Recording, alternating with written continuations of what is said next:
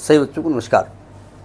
हम बात कर रहे हैं सिंगेज अलजेब्रा की, जिसके चैप्टर 14 प्रोबेबिलिटी सेकेंड पार्ट की बात हो रही है, जिसके कंसेप्ट एप्लीकेशन एक्सरसाइज 14.3 की हम बात कर रहे हैं। तो देखते हैं उसका नेक्स्ट क्वेश्चन। देखिए 6 क्वेश्चन क्या कहता है। क्वेश्चन आपके स्क्रीन पे आ रहा होगा।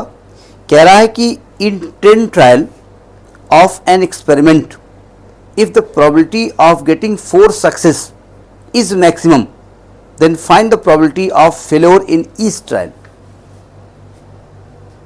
पता नहीं।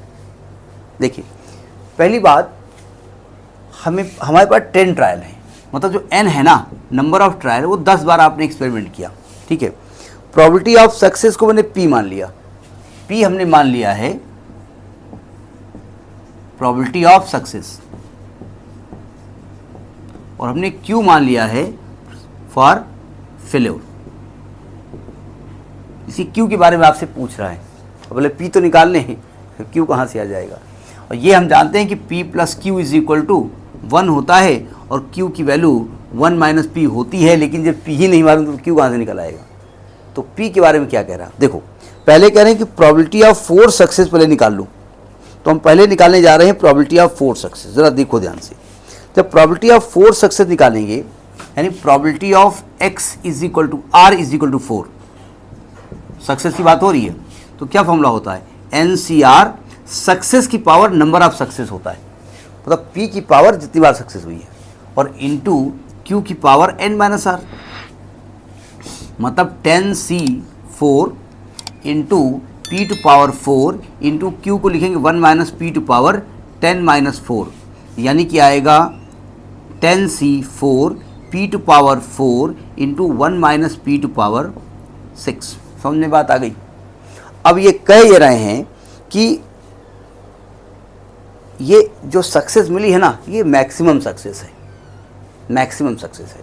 इसको p डैश x मान लेते हैं हम, x माना जाता है, ये मैक्सिमम सक्सेस है। तो मैथमेटिक्स कहती है सक्सेस मिल रही है, मिल रही है, मिल रही है, मिल रही है, मिल रही है, मिल रही है, चेंज हो रही है, चेंज हो रही है, और मैक्सिमम हो गई तो चेंज रुक गया। कम हो रही है, कम हो रही है, कम हो रही है, कम हो रही है, एक मिनिमम हो गई, फिर रुक गई, रुक गया चेंज। जब चेंज रुक जाता है तो उसका डेरिवेटिव 0 हो जाता है। मतलब फॉर मैक्सिमम px, इसको p डैश x निकालो पहले। p डैश, अब x का मतलब यहाँ पर तो p के फॉर्म में है, तो p डैश x का मतलब होता है आप p जो वेरिएबल है उसके रेस्पेक्ट में डिफ्रेंशिएट करेंगे।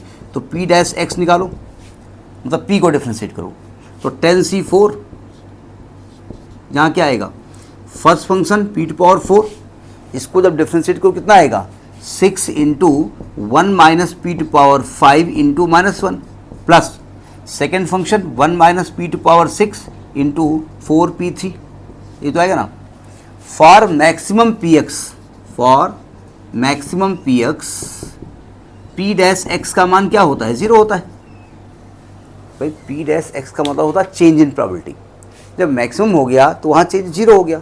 तो कैलकुलस में आपने मैक्सिमा एंड मिनिमा पढ़ा होगा कि जब कोई फंक्शन अपनी मैक्सिमम स्ट्रीम पॉइंट पे पहुँचता है या मिनिमा पे पहुँचता है, तो वहाँ थोड़ी देर के लिए उसका चेंज 0 हो जाता है, तो उसका डेरिवेटिव 0 करते हैं ना, वही कर दिया हमने।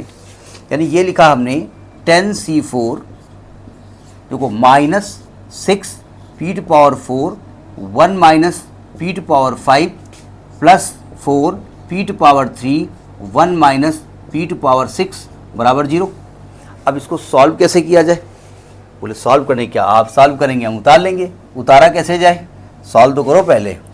देखो ध्यान से, एक काम करते हैं हम यहाँ पर 10C4, यहाँ से p की पावर 3 कॉमन है, ले लो। यहाँ 1 minus p to power 5 common है, ले लो।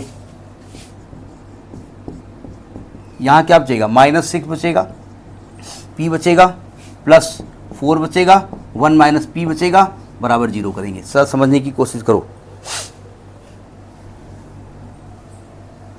देखो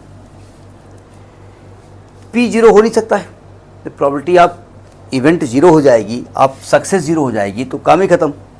1 माइनस p 0 नहीं हो सकता क्योंकि p का मान 1 हो जाएगा, वो हो नहीं सकता। तो यानी इसका मतलब ये चीज़ 0 है, यानी minus 6p plus 4 minus 4p बराबर 0, यानी माइनस 10p प्लस 4 बराबर 0, यानी कि 10p बराबर 4, तो P का मान आएगा 4/10 यानी कि 2/5।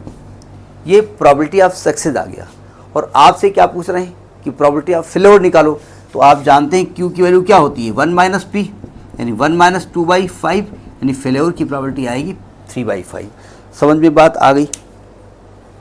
पक्की बात आ गई ना? तो फिर next in the next video. तो नमस्कार।